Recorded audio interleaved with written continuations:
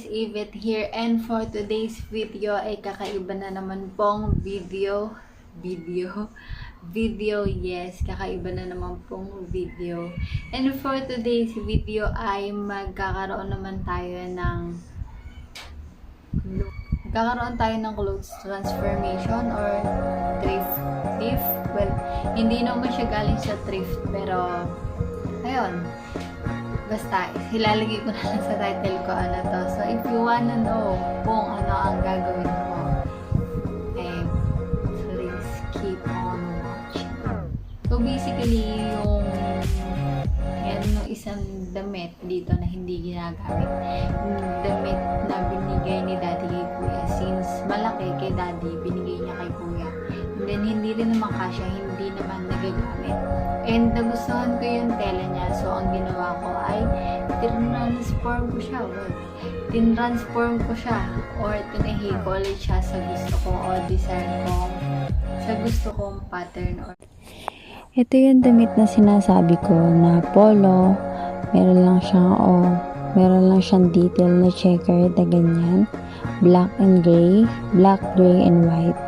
Sobrang nagandahan ko siya, and yun nga, hindi naman na siya kasya kay Kuya, o hindi naman talaga siya kasya kay Kuya at kay Daddy. Kaya, yan na lang yung ginamit ko. And ito nga pala, hindi nga pala sa akin idea to, nakita ko lang sa isang YouTuber. Kaya, ayun, ginaya ko. Kung gusto nyo na mas depth na pagpapaliwanag kung paano siya tinahi, ilalagay ko na lang yung pangalan ng YouTuber dito sa screen. So, dito, una kong ginawa, kumuha ko ng isang t-shirt na fit sa akin, na alam kong okay lang yung, ayun, na fit nga sa akin. And, tinrace ko lang siya, and then, sinukat-sukat ko kung okay na ba yung lapad, kung pantay na ba siya sa magkabilang gilid, and yung desire kong length ay kinuha ko. So, basically, ang ginawa lang naman dito ay magtahi, maggupit, mag-measure. So, ganun lang. Nung nakuha ko na yung desired ko length, syempre, ginupit ko na siya. And kung mapapansin nyo, tinanggal ko rin yung kanyang pocket. Kasi sobrang laki, hindi ko naman na siya gagamitin and hindi ko siya gusto bilang design dad, kaya tinanggal ko. Since wala akong seam ripper, ang ginamit ko na lang ay yon o kaya gunting. Syempre, dahan-dahan. Pero mas maganda kung merong seam ripper. Tapos, para pantay, ang ginawa ko, tinupi ko siya ng ganyan. Tapos, ginupit ko siya. So, bali, ang ginawa ko lang, yung mga butas-butas, syempre, parang pinaliit ko lang siya na polo. Since meron naman na siyang collar, mas madali na lang sa akin. Yung mga gilid-gilid na lang yung tinahi ko. Yun, so, ginawa ko, syempre, tinahi ko, tapos sinukat ko kung okay na ba sa akin yung desire na okay na ba sa akin fit, ayun. Syempre, tsaka ko tinatahi. Pag okay na sa akin yan, syempre, yun na yun. Wala nang balikan. And, lagi natin tatandaan na kailangan maglagay ng allowance sa pagtatahi kasi para na sa ganon, halimbawa na masyado mo naliitan, pwede mo pa siyang lakihan, syempre, pwede mo pa siyang i-adjust. Kaya, kailangan lagi magbibigay ng allowance.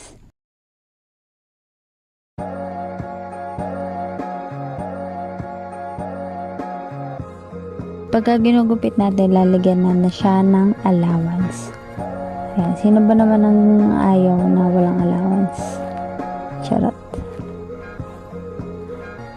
So, ayun. Ang ginawa ko muna nung una, yung munang gilid, yung tinahi ko, and then yung tsaka ko sinunod yung andon sa may collar, and then yung sa baba.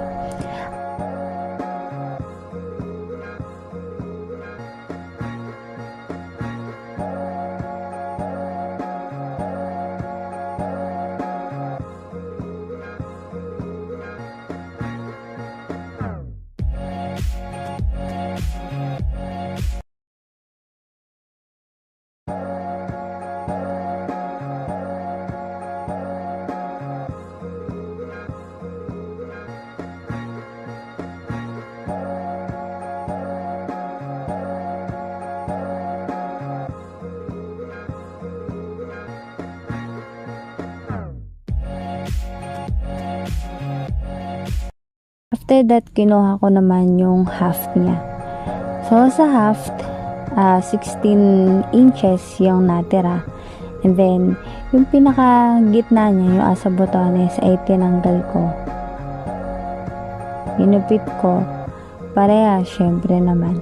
Tapos, pati yung magkabilang gilid, tinanggal ko din. And, yung tinanggal ko na pinakamaharap na merong botones ay itatabi. Yun yung magsisilbing likod ng palda. So, palda yung ginawa ko sa baba. So, mini polo shirt and then palda. Hindi ko sure kung ano yung tawag sa kanya na YouTuber na yun. Pero, ayun, ginaya ko na lang kasi gusto ko siya. Sa Shopee, ang tawag sa kanya ay ginham polo. Yung taas, hindi ko sure kung ginham terno yung with top and bottom. So, ganun lang din ang ginawa ko. Kumuha ko ng pattern na gustong gusto ko, o yung damit na gustong gusto ko na alam kong sakto lang sa aking length. And then, kung mapapansin nyo, hindi naman sobrang sakto doon sa length ng pattern ko yung ginawa ko. Yung ginupit ko. So, kitang-kita nyo, naglagay ako ng allowance. And then, nung nagupit ko na siya, hinati ko siya o tinupi ko siya sa half. And then, kumuha ko ng desired ko length kasi lalagyan ko ng hati sa magkabilang gilid. At saka ako siya ginupit. Syempre, yung sa gitna yun. And then, yung sa gilid para magkaroon ng slit. Ayun, ng slit. So, basically, tatahiin lang yan. So, pinag-iisipan ko kung yung hahatiin ko ba siya o iwanan ko na mahaba yung back. And then, yung harap ay maikli. So, measure lang. And then, ayun na. Siyempre, tatahiin mo na siya.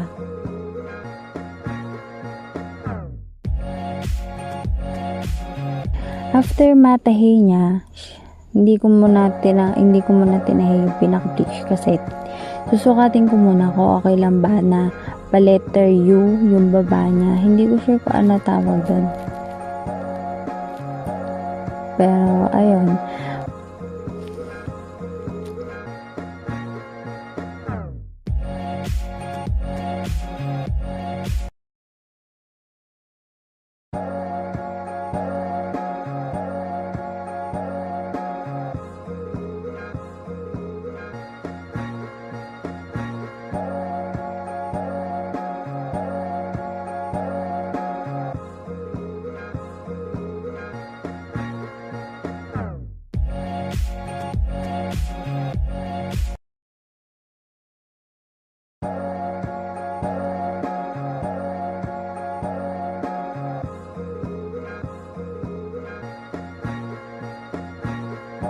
After ko matahi yung pinaka merong slit, pinagkabit ko na yung front and back.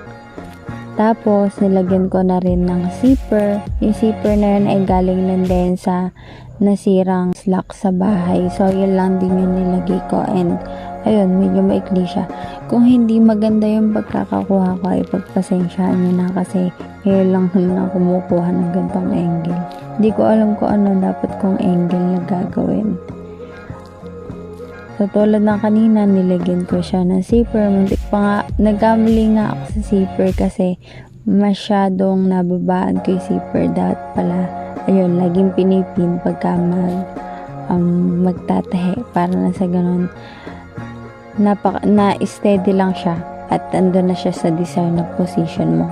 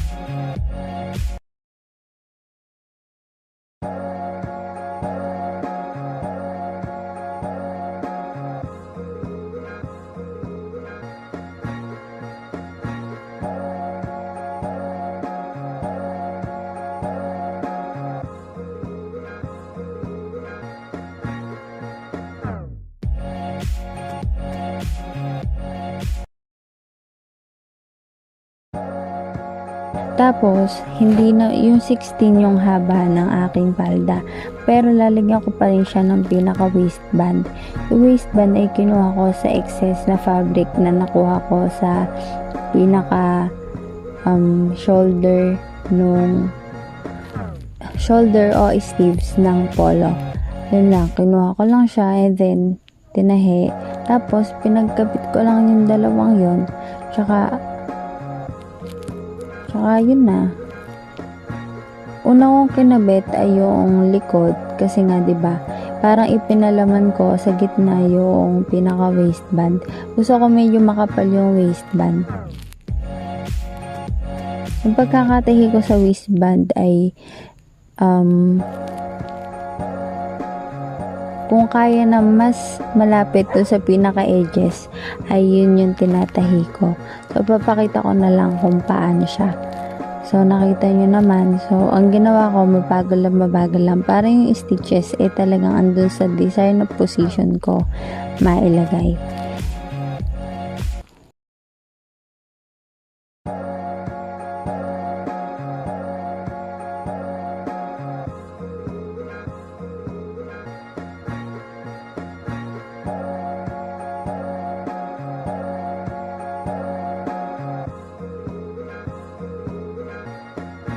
So, sa part na yan, ayan na, sukat ko na siya at pinag-iisipan ko kung ano yung gagawin.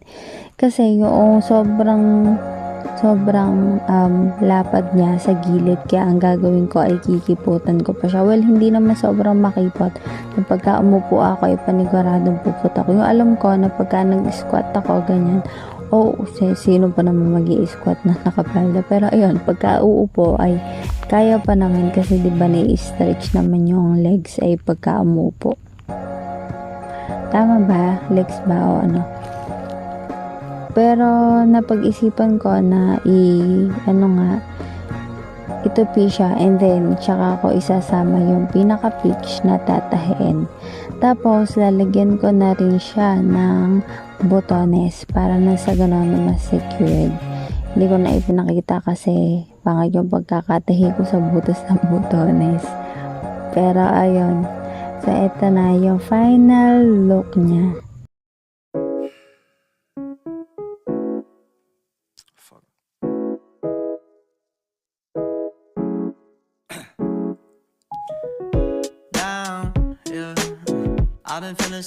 I've been feeling so down, yeah. Can you tell me why? I'm down, yeah. No. Fuck.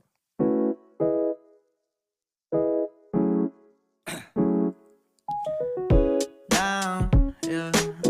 I've been feeling so down, yeah. Can you tell me why? I'm down, yeah. No. Fuck.